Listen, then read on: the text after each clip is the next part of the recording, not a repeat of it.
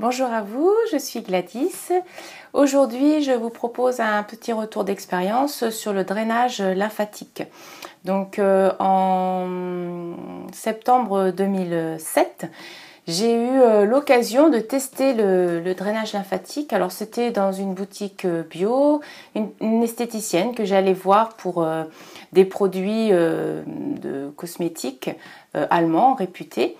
Et elle proposait donc ce genre de massage. Alors du coup, je ne sais plus du tout dans quel contexte. Est-ce que c'était une séance découverte? Est-ce qu'on en a fait plusieurs? À vrai dire, je ne m'en rappelle plus trop. En tout cas, j'ai testé au moins une fois avec elle. Et donc, c'était vraiment, elle m'expliquait que le drainage lymphatique qu'elle proposait était un drainage très doux, un toucher très doux du bout des doigts, là, aux différents points sur le système lymphatique. Donc je ne sais pas comment on appelle ça, comme les points de méridien, mais là je ne sais pas comment on appelle ça, je ne me rappelle plus au niveau du système lymphatique, qui permettait en fait de faire circuler la lymphe pour pouvoir évacuer les déchets. La lymphe, elle aide en fait à l'évacuation des déchets, et donc si ça stagne, ça fait qu'on peut avoir des œdèmes, enfin des choses où on conserve les déchets dans le corps. Et alors, ce dont je me souviens, c'est vraiment ce toucher très doux. C'était presque très subtil. Elle passait juste en touchant très peu la peau. Et malgré tout, malgré ce toucher très doux, eh bien, il y a un moment, quand elle est arrivée au niveau de la cuisse droite, où elle a touché un point. Et ça a fait comme si... alors, je ne sais pas si vous connaissez ces petites plantes là. Il y a des plantes où les fleurs, le fruit grossit. Et quand on les touche, on les touche à peine que hop, ça explose. Et bien, en fait, là, ça a vraiment fait ça. C'est-à-dire, à peine elle a touché, ça a fait comme un déclic que j'ai ressenti dans le corps. Comme si ça ouvrait un blocage. Et du coup, que ça permettait de faire circuler. Donc ça m'avait vraiment marqué parce que le toucher était tellement doux et la réaction du corps avait été tellement forte, on va dire, sans être douloureux. Je l'ai senti, mais c'est vraiment pas douloureux. Et c'est pour ça, après, je ne sais pas si j'ai refait d'autres séances avec elle. En tout cas, ensuite, j'ai déménagé. Et puis, 5 ans plus tard, donc en 2012, j'ai eu envie de refaire, de retester. Alors, peut-être parce que j'avais envie de nettoyer un petit peu le corps, de retester cette technique qui m'avait plu. Et j'ai cherché qui en faisait, donc là où je me trouvais. Et j'ai trouvé en fait une kiné qui proposait ça. Donc j'ai pris rendez-vous avec elle et elle, il me semble qu'elle proposait plusieurs séances parce qu'elle estimait qu'une seule séance ne suffisait pas. Donc sur 4 mois, on a dû faire peut-être une séance par mois.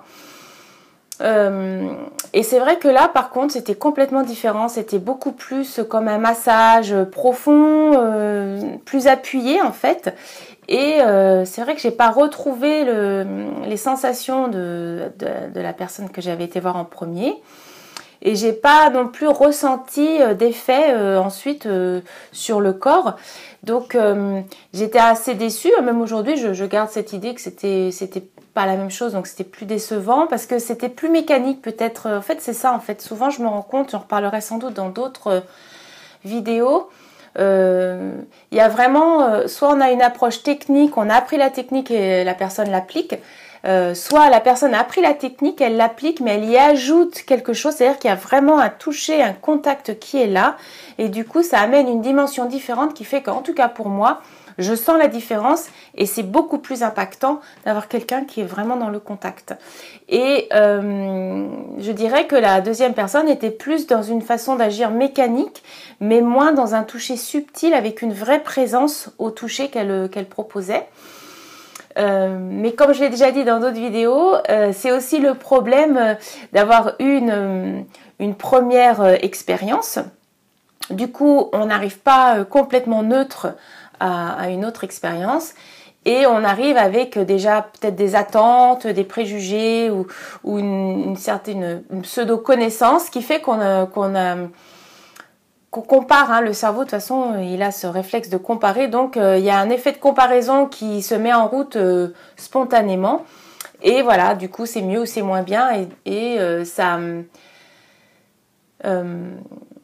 je cherche le mot, enfin ça va voiler un petit peu l'expérience parce que on va calquer un passé sur l'expérience du présent. En tout cas, moi, c'est ce que je constate dans plusieurs expériences que j'ai pu faire. Donc voilà, j'amène ça. Et au niveau du bilan, eh bien, malgré tout, je ne l'ai pas retesté depuis, mais